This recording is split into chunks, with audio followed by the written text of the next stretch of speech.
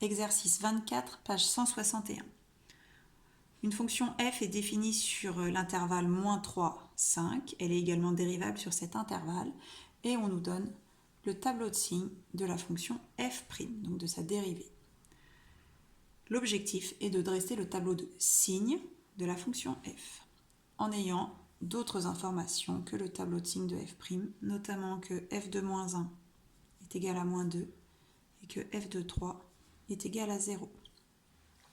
Commençons par utiliser les informations fournies par le tableau de signes de la dérivée.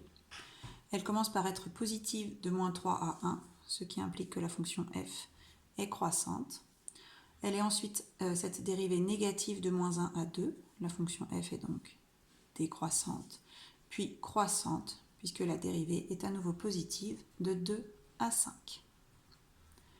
Utilisons dans ce tableau de variation les informations données. L'image de moins 1 est égale à moins 2.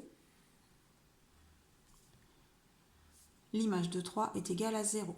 Donc nous n'avons pas 3 sur la ligne des x, donc nous allons le rajouter et indiquer que son image est 0.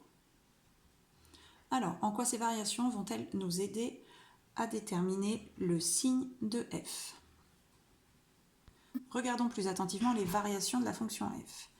Elle est d'abord croissante jusqu'à moins 2, ce qui signifie que sur tout l'intervalle de moins 3 à moins 1, les images vont être inférieures à moins 2, donc négatives. Ensuite, à partir de moins 2, les images descendent, puisque la fonction est décroissante. Donc jusqu'à x égale 2, les images sont à nouveau négatives. Ensuite, à partir de cette valeur-là que nous ignorons, nous savons seulement que c'est une valeur négative, les images remontent jusqu'à atteindre 0. Donc ici, elles sont à nouveau négatives et passent, dès que x atteint la valeur 3, à des valeurs supérieures à 0, la fonction étant toujours croissante et l'image de 3 étant 0.